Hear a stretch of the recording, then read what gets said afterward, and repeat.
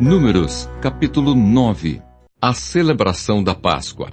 Falou o Senhor a Moisés no deserto do Sinai, no ano 2º da sua saída da terra do Egito, no mês 1º, dizendo: Celebrem os filhos de Israel a Páscoa a seu tempo. No dia 14 deste mês, ao crepúsculo da tarde, a seu tempo, a celebrareis, segundo todos os seus estatutos e segundo todos os seus ritos, a celebrareis.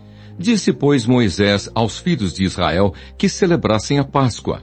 Então celebraram a Páscoa no dia 14 do mês 1º, ao crepúsculo da tarde, no deserto do Sinai, segundo tudo o que o Senhor ordenara a Moisés. Assim fizeram os filhos de Israel. Houve alguns que se acharam imundos por terem tocado o cadáver de um homem, de maneira que não puderam celebrar a Páscoa naquele dia.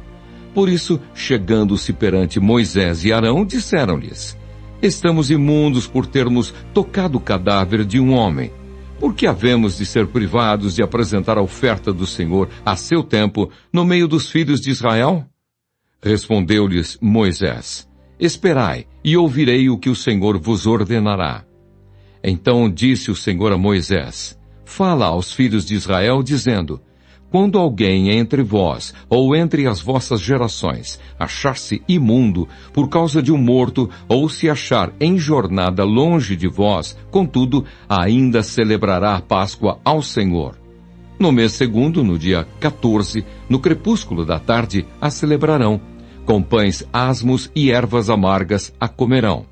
Dela nada deixarão até a manhã, e dela não quebrarão osso algum. Segundo todo o estatuto da Páscoa, a celebrarão.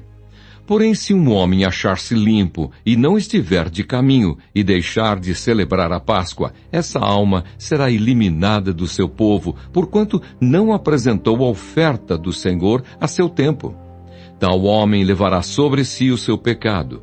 Se um estrangeiro habitar entre vós e também celebrar a Páscoa ao Senhor, segundo o estatuto da Páscoa e segundo o seu rito, assim a celebrará. Um só estatuto haverá para vós outros, tanto para o estrangeiro como para o natural da terra. A nuvem sobre o tabernáculo. No dia em que foi erigido o tabernáculo, a nuvem o cobriu, a saber, a tenda do testemunho, e à tarde estava sobre o tabernáculo uma aparência de fogo até a manhã. Assim era de contínuo. A nuvem o cobria, e de noite havia aparência de fogo. Quando a nuvem se erguia de sobre a tenda, os filhos de Israel se punham em marcha, e no lugar onde a nuvem parava, aí os filhos de Israel se acampavam.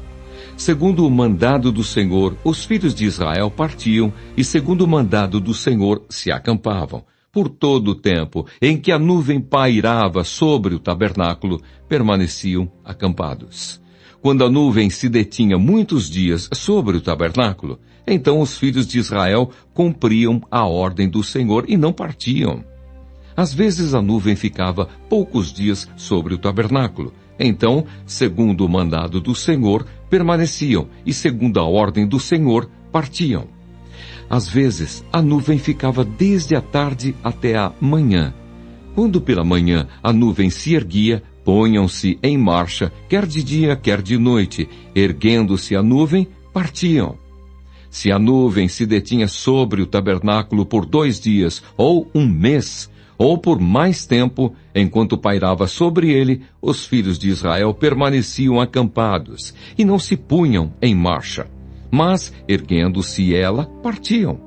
Segundo o mandado do Senhor se acampavam, e segundo o mandado do Senhor se punham em marcha. Cumpriam o seu dever para com o Senhor, segundo a ordem do Senhor, por intermédio de Moisés.